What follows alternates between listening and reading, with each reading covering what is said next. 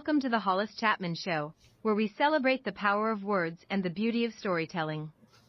Join us every week. We have conversations with authors and small business owners. We have exciting lineup of guests who will take us on a literary journey like no other.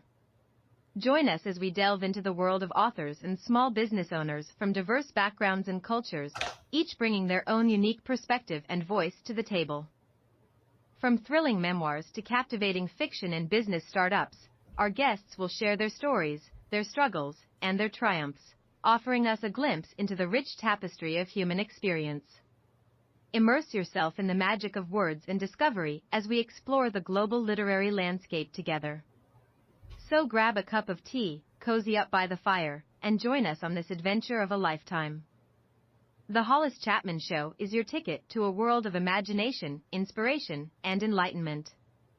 Don't miss out on the opportunity to connect with some of the most talented and compelling voices in literature today. Tune in and let the journey begin.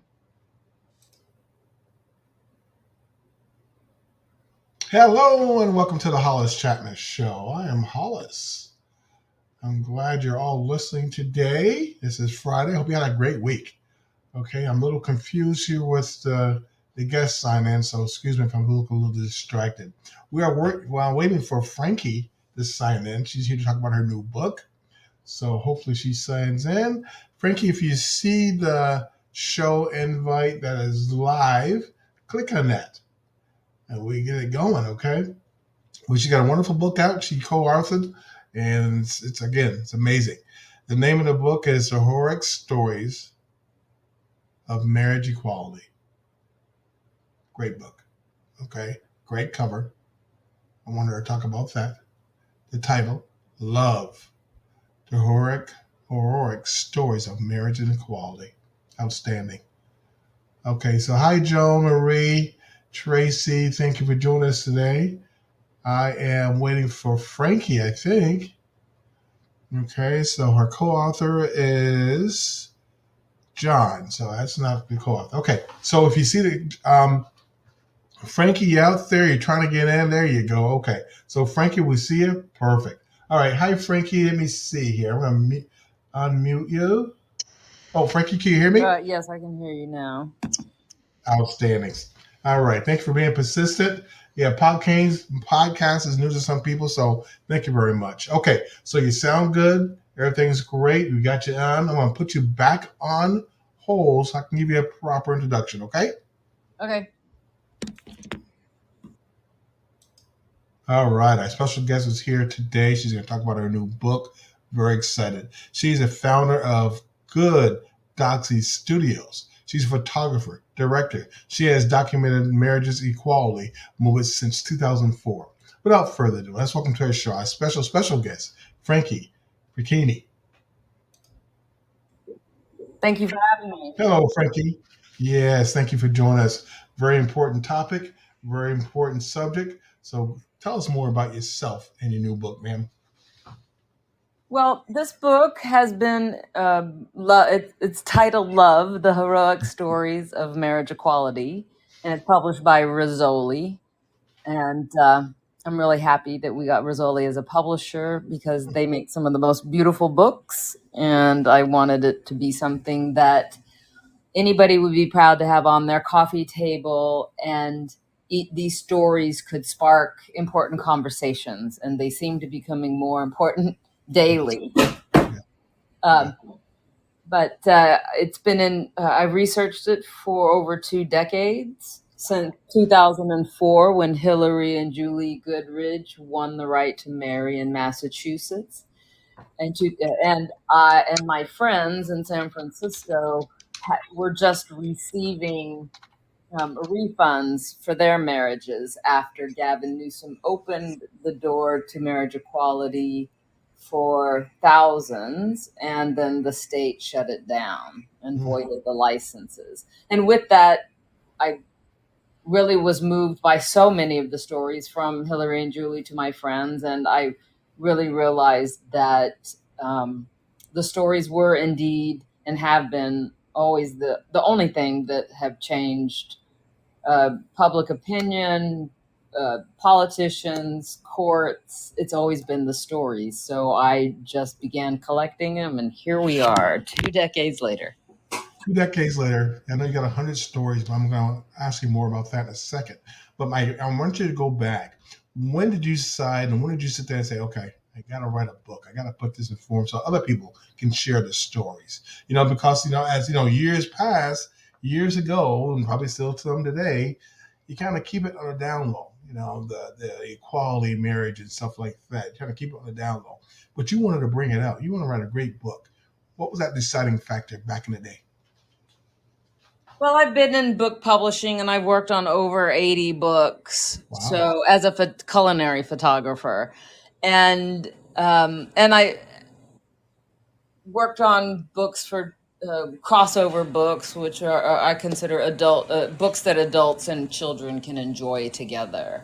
And I don't know, I just started collecting these stories, and having been in publishing, it just seemed like a natural something that our society really needed. I never grew up knowing any queer heroes, Yeah. anybody to look up to. I didn't even know about Harvey Milk or Gertrude Stein and Alice Toklas until I was in college. So it seemed pretty obvious to me, and it still is, considering that just today the Supreme Court is allowing people to opt out of LGBTQ plus studies based on religious religious argument. So for me, these are vital stories, not just for the community, my part of the community that grew up without any heroes, but also for the young generations now, Gen Z and Gen Alpha, that sadly are rarely taught queer heroic history either, and right now, are going to be on the front lines fighting to make sure we maintain these rights. And for me, this book, these stories, these collection of stories, are a roadmap of how to do that. It says you got 100 stories that you research. Tell us a couple of your favorites not favorites. They're all favorites. You're passionate about, really. A couple passionate stories that you start to research and go, wow, this is definitely going in the book. Is there a couple that you want to share with us? Sure. I feel that way about all of them. Number one, because, there were so many that we weren't able to put into the book, but we have a serialized podcast coming out where we can go deeper into the stories and add more stories in. And we will continue through today. The book being a printed book, obviously it had to stop at 2024.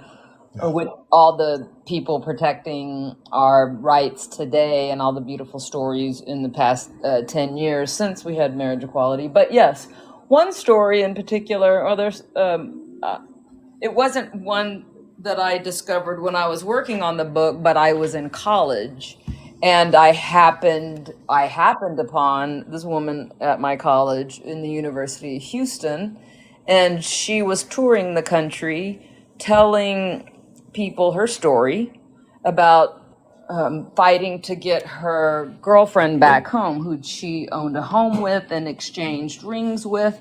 They were both coaches in Minnesota, college coaches. And Karen Thompson was speaking, and her girlfriend Sharon Kowalski had become quadriplegic in a car accident. And her family took custody of her, removed her engagement ring, forbade all contact between the women, and dumped Sharon into a rest home. And it would take Karen 9.5 years to get Sharon home, and she did. And it's a beautiful story. They're amazing people, and they were together and this was the 1980s.